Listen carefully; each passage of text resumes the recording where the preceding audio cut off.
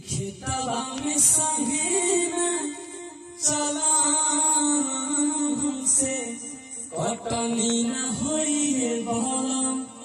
अरे आए हाय हाय खेतवा में संगेना चला हमसे कटनी न होई है बहलम। हेलो दोस्तों, मैं गीतकार सूरज पाल सूर्या।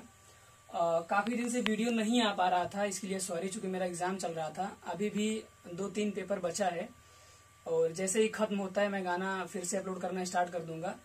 और आज एक पवन सिंह का गाना है नजरिया न लागे, तो आइए हम उसका कवर सॉन्ग आपको सुनाते हैं और कमेंट में बताइएगा कि गाना कैसा लगा, ठीक ना। तो आइए हम सुनते हैं।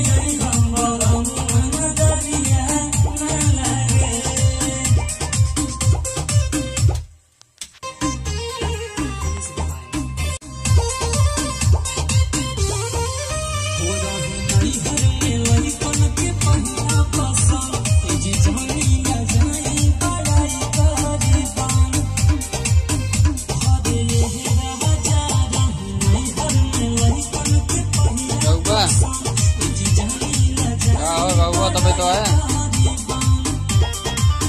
यार, मन लगा रहा था।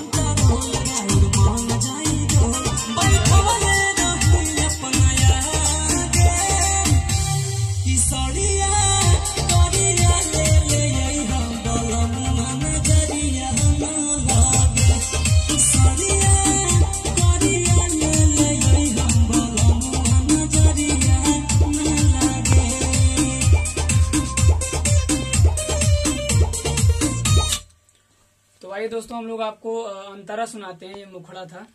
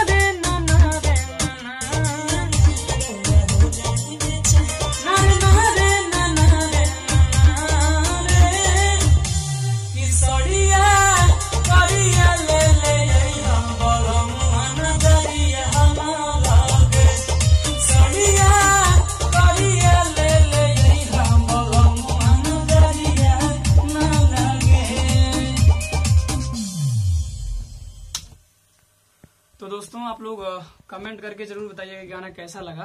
और अब जल्दी मैं गाना पुदीना ये हसीना पर और नजरिया ना लागे पे मैं जल्दी गाने का लिरिक्स लिख के डालूंगा। मैंने गाना कंप्लीट करके रखा है, लेकिन बस वही एग्जाम चल रहा है इसलिए वीडियो नहीं डाल पा रहा हूँ, इसके लिए सॉरी। तो चलिए फिर मिलते हैं अगले वीडियो में। बहुत बहुत धन्यवाद। Best of luck.